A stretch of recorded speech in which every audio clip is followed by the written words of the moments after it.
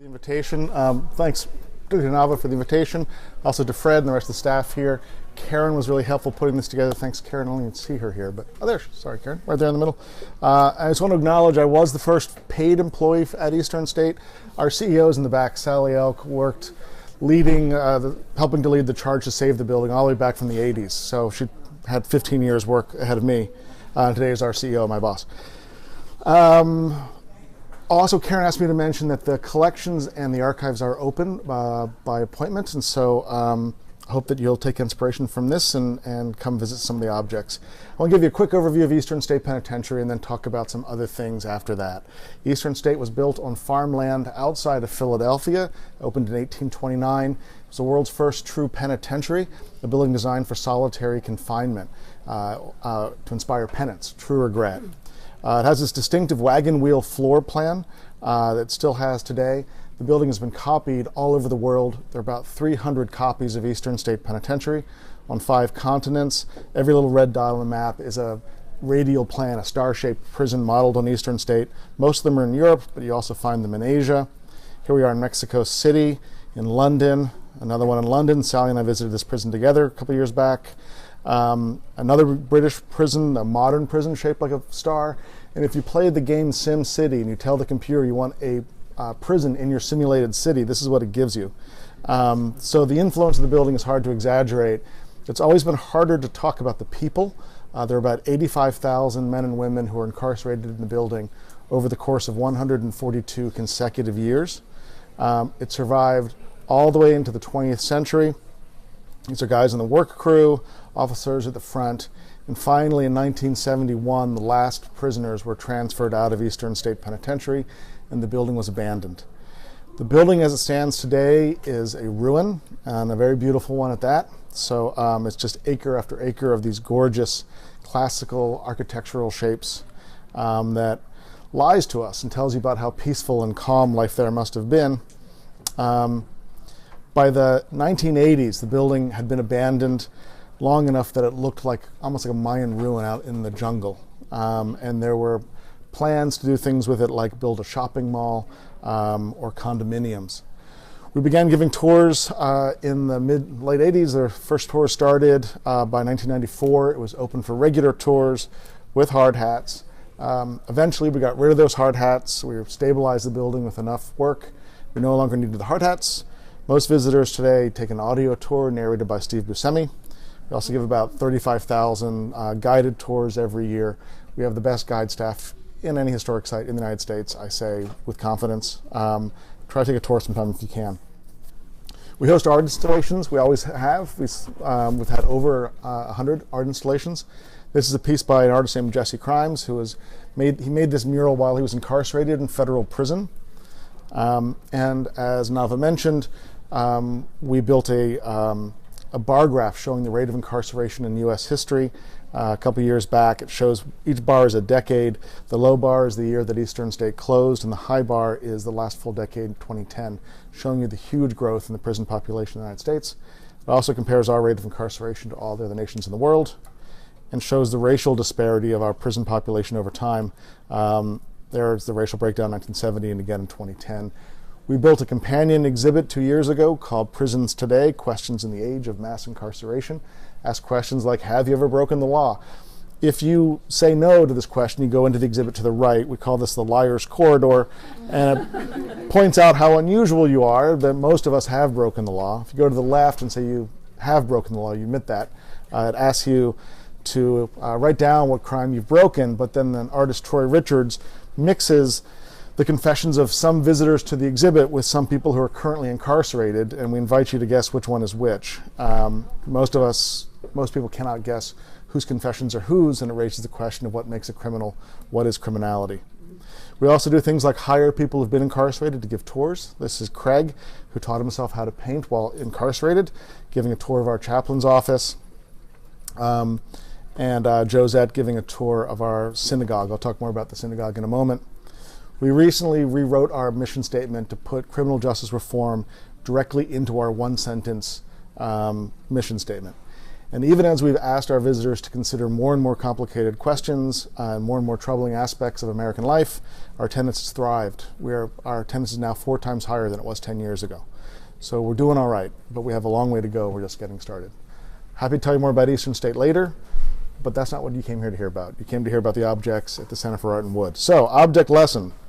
I could not resist, of course, when I heard there were billy clubs in the collection.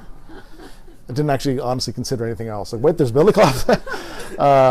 So these billy clubs were made in 1970, is that right, Karen? And they were made by the John Grass Woodworking Company here, Wood Turning Company here in this neighborhood somewhere. When I saw the photographs and tonight seeing the originals, I was very surprised by how ornate they are, although Dave tells me they're not particularly complicated. These aren't super fine pieces of woodworking, but to me they looked pretty complicated because I'll touch those with a glove. But these I brought with me tonight. These are 2 billy clubs that were given to me just as a bizarre gift by people at Sing Sing. They've been decommissioned, but they were used at Sing Sing for God knows how many years. And they had the guy literally had a trunk full of these things. And you want some? And so I took a couple of billy clubs that are decommissioned from Sing Sing, and the woodworking is clearly a lot less ornate. When I saw the photograph of these billy clubs made in 1970, I couldn't help but think of a famous Philadelphia photograph. Can anyone guess what photograph I'm about to show? 1970 billy clubs, Philadelphia? Oh, Rizzo? Frank Rizzo with a billy club tucked into his cummerbund. The commissioner of police here in Philadelphia famously was photographed going to a black tie fundraiser. He'd come from one with a billy club tucked into his cummerbund. If you look closely, it looks like it's pretty well turned as well. More like what we have here than what they had at Sing Sing. In our collection at Eastern State, we do have some billy clubs as well. Ours were found on the property, and they look pretty simple, pretty similar to what they had at Sing Sing. So these, in fairness, they were sitting around the building for a couple decades, but it looks like they were never particularly ornate. But we know that they were pretty simple. All this got me wondering if it's possible, bear with me, that these objects, these billy clubs, were made inside of the prisons. And I'll follow my logic for a little bit here, and you tell me. First of all, the carpenter shops. There were carpenter shops at Eastern State almost from the beginning. Here's one, I'm sorry for the quality of the photograph, but here's one photograph of one of the carpentry shops along the way. And they turned out just huge quantity of crafts made on the property. This is on our center surveillance hub. These are objects for sale to the officers who could take them home, all made on the property by the prisoners. But also, they had just this huge volume of wooden furniture, which was probably made on the property as well. You can see the bedside tables and those trunks and these little stools. What do they use those stools for? Apparently they sat on them. Here's a man meeting with the prison rabbi. But there are just hundreds or thousands of these stools to this day at Eastern State. I took this photograph yesterday. These stools just litter the site, as well as all this other wooden furniture that you see all over the building, just tons of this stuff. And so we still use that shape. We don't paint ours, so we don't confuse the objects we make with the artifacts that are still sitting around. But they litter the site. I shouldn't say litter, they're artifacts, but there are just maybe thousands of them. We've never even counted them all. This is not one of them. This is an object I found by Googling vintage stool, and this is what I found one of the first things that came up on Google, not one of ours. And there's another one that came up, not one of ours. Another one that came up, not one of ours. And another one that came up, not one of ours. So the strange thing, it took me a while to get my head around this, but I think that these guys were churning out these things like these little step stools based on the kind of plans that were available to any woodworker in America, and that everyone from high school wood shops to basement hobbyists were making things like these simple stools, and they're just probably hundreds of thousands or millions of these stools all over the United States based on the same plans you can get anywhere. And they did turn wood at Eastern State as well. I looked for a photograph and I didn't have time to find one, but we have a couple of bowls that were made at Eastern State's in Eastern State's carpentry shop. So we know that it's possible they could have, certainly had lathes there, so it's possible they could make something like that. I'm going to go down the rabbit hole really quickly just because this is one of my favorite stories from Eastern State. Eastern State has what we think is the world's, or America's, first synagogue inside of a prison. It was made in 1924, and in 1929 they put in all this ornate woodwork. And it's really beautiful. You can see the woodwork behind them, the wainscoting as they call it. That's the ark behind the guys, the worshipers there in the synagogue.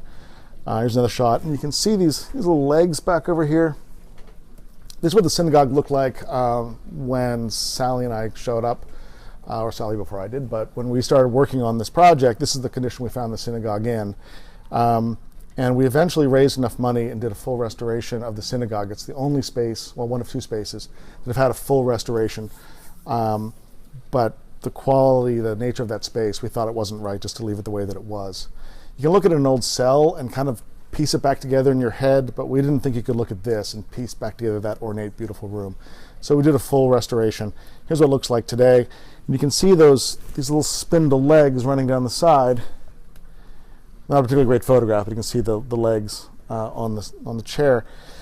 Those legs, those spindles are really interesting. I was talking to Andrew Fearon, who's the conservator from Materials Conservation Inc., who did the conservation on the space. And his theory is that they were made on the property because the quality of the wood turning isn't high enough for something you would get made professionally. But if you went out to someone who did this for a living, day in and day out, you wouldn't accept the quality that our synagogue has, which we have no evidence who made the woodwork in our synagogue, but that part of the story just I find that almost heartbreakingly just poetic, that it was probably made on the property. And even though it's not perhaps to the standard of a professional woodworker, you would never know. And the impression when you walk in that room is that it's very beautiful. There are other little details like this. This is the hole in the door, hole in the wall. There's a historic door that would swing open, and it's such a tight little walkway that they put a little hole there so the doorknob could fit into that hole, and you get another couple inches of walk space. And that thing itself is a coffee can.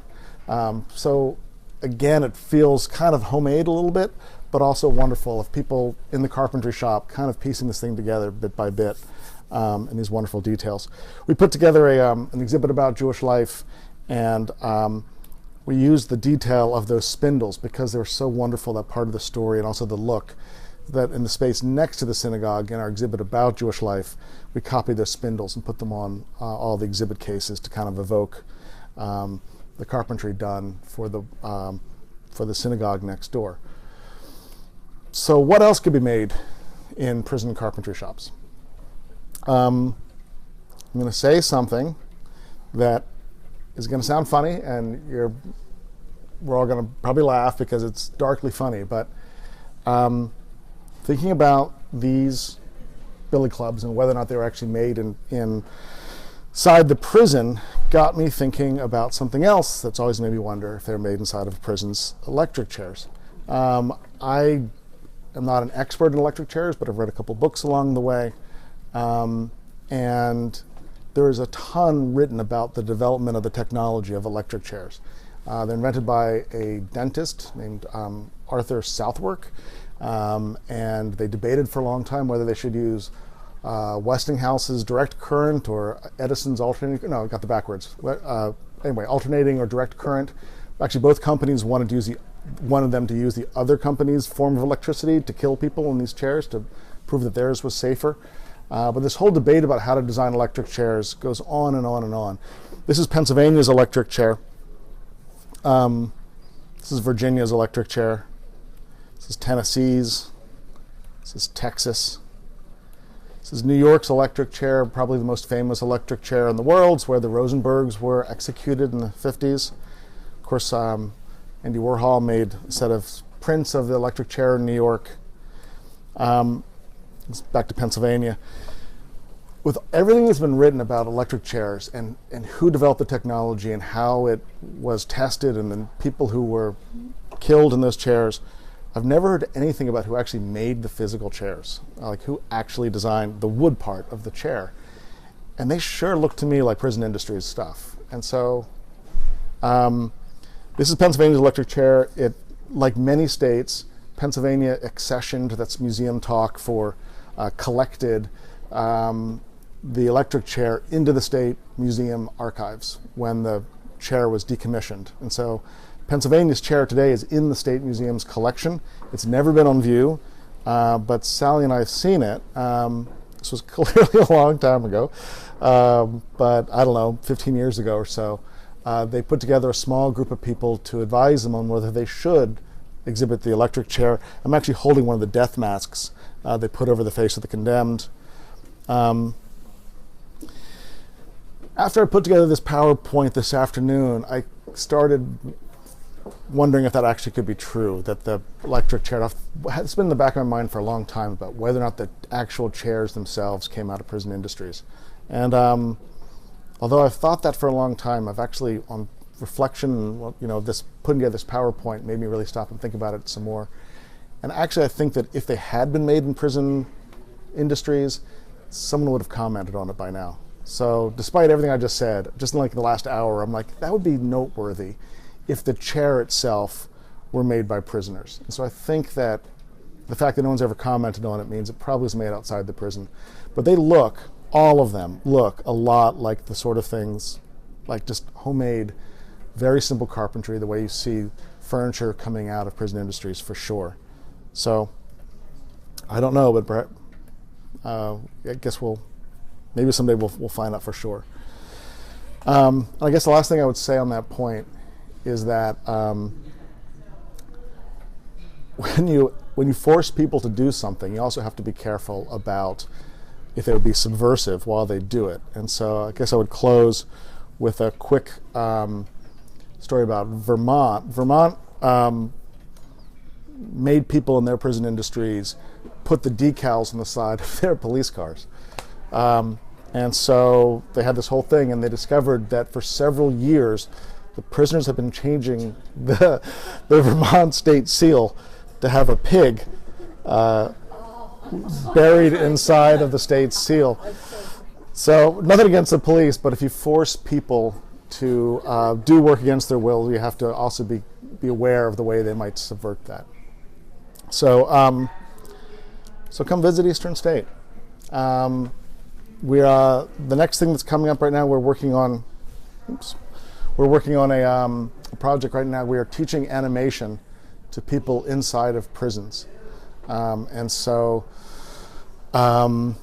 we taught screenwriting in the fall semester, and right now to adult students. Now we're teaching animation. Our students will each make 60-second films, and we'll be projecting those on the outside wall of the prison in late August and early September this coming year for a month, every night for a month.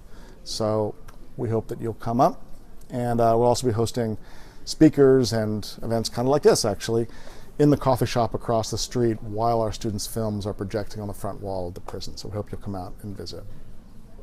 I was worried about running long, but I blew through it so fast that I'm actually ahead of schedule. So I thought I was going to run. I had 111 slides there, so I thought I might run long, but I apparently overdid it, so I'm a little ahead of schedule.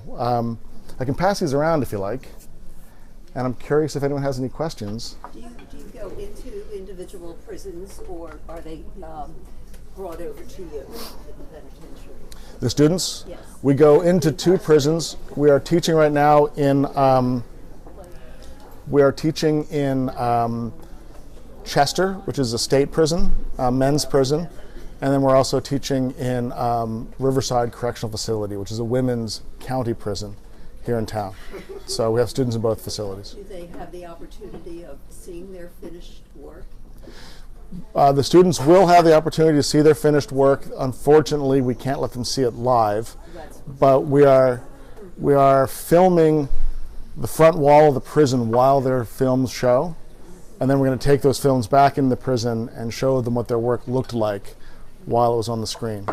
We're also creating a documentary, which you'll be able to see online, and then also be able to see, any visitor to Eastern State can see that documentary. So it's coming up.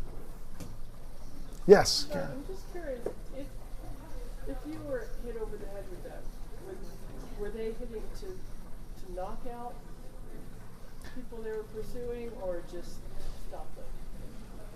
I have no idea. The question was, what was the intent of the officers when they used a billy club on prisoners?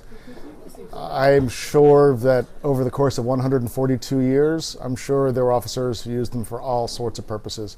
We have oral histories of prisoners saying that the officers were incredibly harsh and that would beat people all the way to the hole.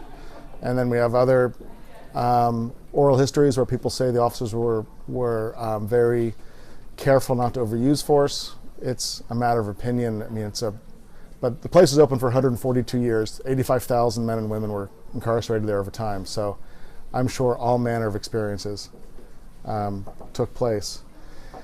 Most of the officers who worked at Eastern State, unfortunately, are gone, but I started here in '95, and so when I started, there were a lot of them around. And even those officers seemed to really run the gamut. There were a couple guys who talked pretty openly about how you had to be tough and stay on top, because if you let anyone get away with anything. There was an officer who walked up to my mother once, so we had an opening, and an officer and I were talking, and he said, this was Richard Griffin's alley. There's all sorts of ways to subdue somebody. And he turns to my mother and he says, you can just grab someone through their jawbone like that. And I was like, that's my mom, all right? I suspect if Rich Griffin swung one of these things, he'd make it connect pretty hard. So who knows? Anybody else have any questions? Were women invited to participate in the wood shop? Were women invited to participate in the wood shop? For most of Eastern State's history, there weren't any women. Women were transferred out in 1923. And the prison was solitary confinement up until 1913, technically. We know they phased it out before that, but I'm not sure they had a wood shop before 1913. And so there was only a couple of years when they had women in the building, and the building wasn't being run as a solitary confinement prison. So I suspect women never did do any kind of woodworking. We're not proud of this, but women in the early days, when women were at Eastern State, they were assigned things like laundry and food prep. So not surprising, yeah. But that's, and they seem to have been given more freedom not more freedom, but been taken out of their cells more than the men were in the very tight solitary confinement years. It seems they were probably using female labor to do things like laundry, even when the men were mostly kept in pretty strict isolation. Any other questions? I was so worried about running long, and I just ran through 111 slides, but this way you can get out and see more of Old City. And I have some passes to Eastern State if you want to come.